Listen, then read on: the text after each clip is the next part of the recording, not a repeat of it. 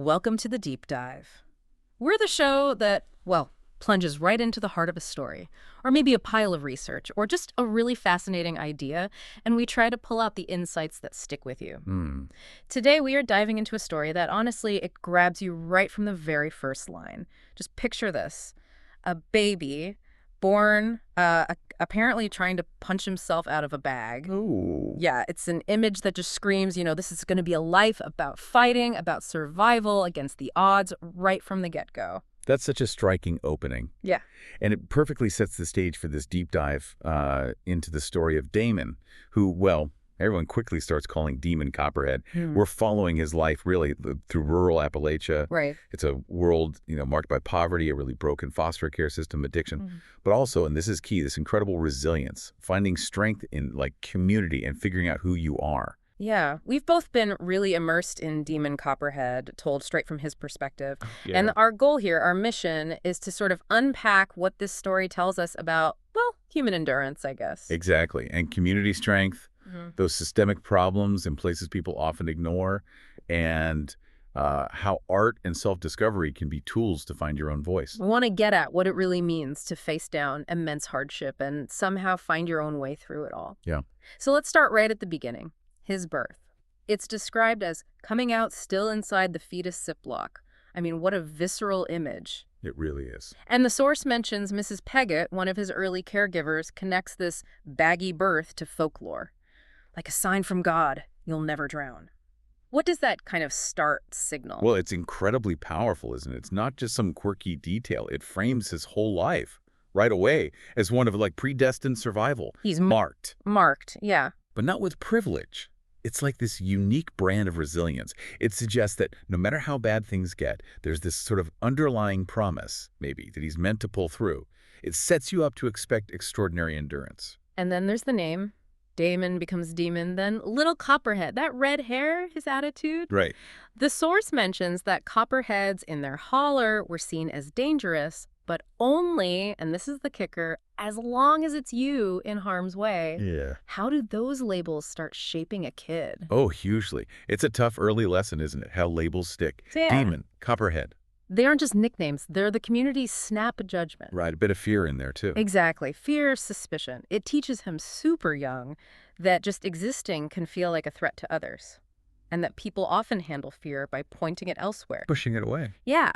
So he's constantly having to figure out who he is versus how people see him. It really lays the groundwork for this lifelong search for his own identity, beyond what people slap onto him. Okay, so in that chaotic start, he lands with the Peggotts, his first sort of unofficial family. Mrs. Peggott sounds amazing, doesn't beat around the bushes, tells Christ Jesus to sit tight. Yeah, a real force. But there's this contrast, right? Her directness versus how Demon feels. Adults usually treat kids' questions like kids aren't enough full-fledged humans to give them straight answers. That observation is so sharp. It really nails how kids, especially vulnerable kids, often get dismissed or, have things hidden from them. But the Peggotts offer something different. Like Mr. Peggott's birdhouse thing. Exactly, the birdhouse analogy. Birds rejecting government housing because they like living their own way. It's simple, but profound. Yeah. It's an early hint for Demon about autonomy. Even when the world tries to box you in, there's this deep drive to live on your own terms, a real echo of that fight for self-determination he embodies later. And speaking of hidden things, there are big secrets early on. His mom won't talk about his dad's death, just some bad accident at a place called Devil's Bathtub. Oof, yeah. And she keeps his grandmother, Betsy Woodle, away, too. Demon notes how keeping secrets from young ears only plants seeds in between them. What does that do to a kid? It's insidious, that secrecy, especially around losing a parent. Devil's Bathtub becomes this, mythical, scary place for him. It represents this unresolved trauma just festering. Yeah, he gets scared of bathtubs. Right. The lack of truth about his dad, making his grandmother out to be some villain. It leaves this huge hole in his story, his origins. Those seeds of unanswered questions, they twist into anxiety and fear. It shows how silence can mess you up way more than a hard truth sometimes. He figures out fast. A kid is a terrible thing to be, in charge of nothing. That feeling, especially with his mom's struggles and her boyfriend's stoner, pushes him into, as he puts it, the deep end of the foster ship pool. That feeling of powerlessness, it's absolutely central to his whole story. When you have zero control as a kid, you're just completely at the mercy of everything around you. Foster care for him isn't just moving house. It's diving into a system where that lack of control often gets worse, not better. It really highlights a major flaw. Instead of empowering kids, it can make them feel even more powerless. And the reality he finds there is stark. That first place, creaky farm, sound like something out of a horror movie. Freddy Krueger emergency type place. Yeah. Okay. Then later with the Macabres, it's all business. Taken two for twice the cash. It really shows a system where the kid seems secondary. It's a devastating look at how a system meant to help can actually become exploitative.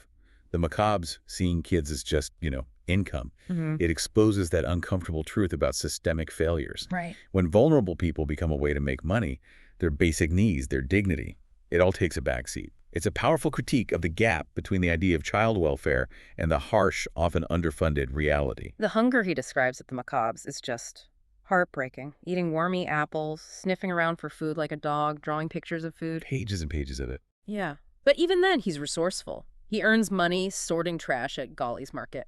Yeah. And this is where Mr. Golly, who everyone calls Golly, tells him about being one of the no-toucher people, Dalit, in India. And that's such a crucial moment for Demon, that connection. Hearing Mr. Golly's story about being untouchable, Demon starts to see parallels. Oh, okay. He realizes that feeling like trash, that label stuck on him and his community, it's not just their problem, it's this global thing, social hierarchies, prejudice. Finding common ground and being dismissed. Exactly.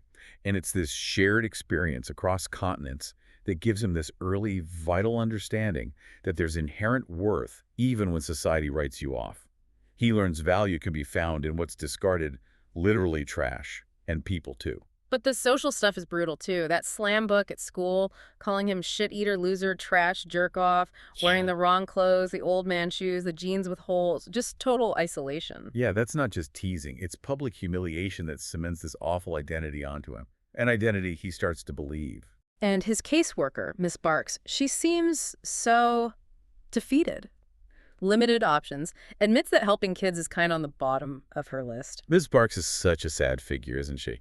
She embodies the system itself, stretched thin, under-resourced. Her being sorry isn't just her personality, it's the reality of having no good choices to offer. Right. And her admitting a kid's well-being is low priority. That's a really damning look at the massive gap between what the system should do and what it actually can do. But somehow amidst all that bleakness, he finds purpose. Coach Winfield. He calls him the first and only man that ever saw what I could do. Football gives him stability, belonging, a whole new identity. Yes, from foster homes to football fame. Right. He goes from feeling like a loser in disguise to someone packing heat. What does that tell us about mentorship, finding your thing? It shows how one person, one genuine connection, can change everything for a kid. Coach Winfield doesn't just teach him football plays. He sees Demon's potential. He values him. For the first time, maybe? Absolutely. And that new identity, packing heat, it's not about violence. It's confidence. It's self-worth. It's respect earned. It's a huge insight. For kids on the margins, being truly seen can be more powerful than any official program. And then there's Angus, the coach's daughter, a real force of nature, those pop-up knobs like devil horns, her challenging attitude. But she becomes this unlikely friend. She's fantastic. She has a really blunt view of things, telling Demon, the world's a bottle, Demon. Gravity and shit, don't expect miracles, and she gives him that ship in a bottle. Angus is crucial because she cuts through any potential fantasy of easy escape. Yeah. That world's a bottle idea and the actual ship in a bottle. Perfect symbol. Yeah, trapped, but still holding something beautiful inside. Exactly. Duh. Trapped by circumstance, but still capable of holding on to beauty, aspiration. Her friendship matters because she's honest. She makes him face the hard stuff, the limits. She represents a different kind of strength. Smart, tough, emotional, forward that really pushes him. Then Mr. Armstrong comes along, the counselor, teacher. He really opens Demon's eyes, doesn't he? Debunking those stereotypes about Appalachians being shiftless, degenerate. Oh, hugely important. Explaining the history, how the timber and coal that fired up the Industrial Revolution were taken, leaving people behind. That seems like a massive moment for Demon. It's a total awakening. Yeah. Mr. Armstrong doesn't just give him history lessons. He reframes Demon's personal struggles within this larger, often tragic, history of the region. Learning it wasn't just individual failure, but systemic exploitation that caused the poverty. That's liberating. Takes the blame off, maybe. Yes, and discovering his Melungeon heritage, that's more than just a fact. It gives him a specific identity, a proper noun to hold on to. It moves him from being just a generic copperhead to part of a real resilient group. It provides that grounding, that pride he never had. And as he's processing all this, art becomes his outlet, his voice. He starts drawing superheroes, but then it gets deeper. Tommy's drawings, neck bones. Reflecting the universe of ghosts? Yeah. And Demon creates The Incapables, that comic about the junkie couple, which leads to the idea for Hellbilly Wars, a graphic novel about the history, the land grabs. How does that art change him? It's completely transformative. Art becomes his survival tool, his way to define himself. Neck bones, the incapable, that's him processing trauma, observing reality without flinching, moving past pure escapism. Right. But Hillbilly Wars, that's the leap. It's not just personal. It's historical commentary, social commentary. It lets him fight back against stereotypes, tell the untold stories of his people's exploitation and resilience. It shows how art can be therapy and activism. It lets him reshape how his world is seen. Throughout all this, there's that recurring dream, almost. Seeing the ocean, it feels like this symbol of escape, freedom. A world beyond the holler. Yeah, a dream that keeps getting squashed, like the school trip being canceled. But it persists. Angus wants to live near it, too. The ocean is this constant, powerful symbol, isn't it? Aspiration, possibility, a clean slate, the total opposite of the closed-in bottle of Appalachia.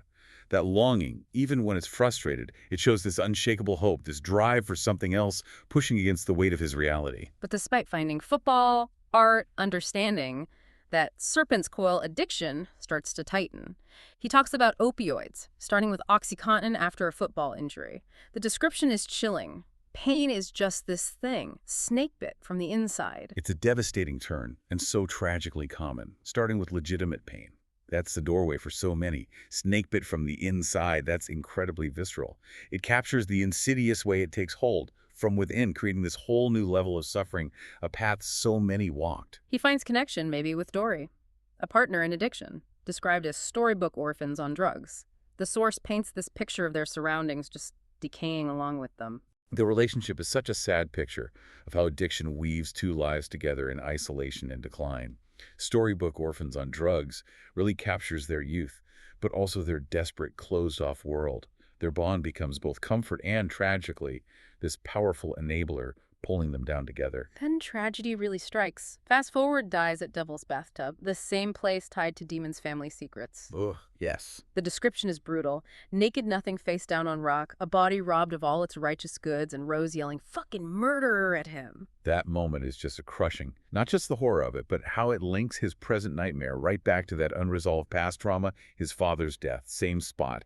The raw imagery of Fast Forward's death just hammers home the brutal reality, the closeness of death. And Rose's accusation piles on guilt, loss, shows the awful ripple effects. And then Dory.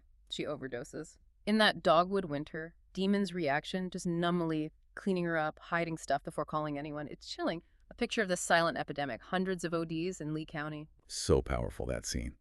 It shows how horribly normal overdoses have become. His calm, almost procedural actions. It speaks volumes about how familiar tragedy was. The need to manage appearances, hide stuff, a terrifying routine. Even his friend Maggot is lost in it. Right. Dory's death, Maggot's struggle. It just underscores the sheer scale of the devastation, this quiet plague hitting Lee County, taking hundreds, stripping away people in hope, leaving this numb grief. But there is a flicker of resistance. June Paget, remember her, now a nurse practitioner fighting this crisis, calling Lee County the doorway to hell, but still working there. June is one of those essential, often invisible heroes on the front lines. She sees the horror, calls it the doorway to hell, but she stays. That's community loyalty, professional grit. Trying to bring in treatments like Suboxone. Exactly. Her efforts show the critical need for actual medical solutions, not just judgment. It offers that tiny glimmer of hope, of practical help in all that suffering. The good news, I guess, is Demon does hit bottom in a crack house. And right there, at the absolute lowest point, he makes the decision to get clean. A real turning point, taking back control. That rock bottom moment is absolutely pivotal. It's where the pain finally outweighs everything else and change becomes the only option left. Yeah. And it's his decision, right? Not forced on him. It comes from deep desperation, but it's the start of him reclaiming his life. Rehab sounds tough. Married to 6S, this no-toucher lifestyle. But he connects with Chartrain, the war vet, the amputee, who tells him, watch and learn. Rehab is this strange space, right? Alienating at first, that no-toucher thing almost echoes how he felt ostracized before. But it becomes this place for growth. Chartrain is huge, a living example of resilience. His quiet strength, watch and learn, it gives Demon a blueprint for surviving his own altered life, learning from shared struggle. And one of the big perks of sobriety he finds is reclaiming knowledge, learning about Appalachian history through Tommy, finally connecting his own story to the bigger picture, making sense of it all. That's a massive shift, a true recovery of self. Once he's free from chasing the next high, he has the headspace, the clarity to finally understand his own life, his community's history. Seeing the systemic forces. Exactly. Connecting his struggles to that history of exploitation via Tommy's research, it shifts the perspective from blaming himself to understanding the bigger forces at play. It's about getting clarity, context, and, through knowledge, a real sense of belonging. Returning to Lee County sounds complicated, homely, but familiar. He feels lonely, but also gets that deep value. To be here was to be known. It's a complex homecoming. Lee County means roots, identity, being known in a way he always craved. But being sober also means seeing clearly the devastating loss of his own generation to opioids. Yeah, he makes that distinction, right? Death of your elders is natural, but losing people his age. Yeah, losing people right out from under my living days. He sees the war wounds everywhere, recognizes the sheer scale of premature death that scarred his community, his life. But Angus reappears, the girl with the ship in the bottle. Now she's planning her future, college, near the ocean. And then she says that incredible thing to him. It's like kissing the ocean, and it's kissing you back. It's such a beautiful moment, full circle. Angus, who saw the world as a bottle, is now aiming for the ocean herself, symbolizing her own escape, her own freedom won. Yeah. And her telling Demon that, kissing the ocean, and it's kissing you back. It's incredibly vulnerable, loving. It transforms that ocean symbol from just escape into something reciprocal, connection. It hints at real intimacy, a shared future, recognizing how much they've meant to each other. So Demon ends his story with this new perspective, hard won. He can finally see the beauty in the mountains he used to just want to escape, describing the layers of orange like a buttermilk pie. He knows the journey he's taken, survived against all odds to see his world and himself clearly. Being able to see the beauty in that landscape, despite everything it holds, that's the ultimate sign of transformation. It's not about leaving Appalachia behind, but truly seeing it, the beauty, the struggle, the resilience with wisdom earned through fire. That perspective, mixing his personal story with his people's history, it's proof of his endurance, finding light after being underwater for so long. So this deep dive into Demon Copperhead, it's shown us incredible change, profound insights from one person's really tough life. From little Copperhead, born fighting, dealing with a broken system, to this artist, this survivor, reclaiming his story, his voice, it's quite a testament. It really is a powerful story about resilience, yeah, but also those community bonds and why it's so important to see people beyond their circumstances, beyond stereotypes about places like Appalachia. Right. The story really pushes you to look deeper, understand those systemic issues in forgotten places, and just appreciate the sheer capacity of the human spirit to endure, even when things feel overwhelming. And that leaves us with a final thought, something really powerful from the source. After everything, all the loss, the struggle Demon is told, you are unlikely to obliterate. What does that really mean for us, for you listening? How do we find that same kind of hard-won endurance, that sense of purpose maybe, in our own lives, especially after facing tough times? It's kind of a call to think about our own strength, right? Our own unlikely to obliterate core facing whatever our version of the world bottle might be.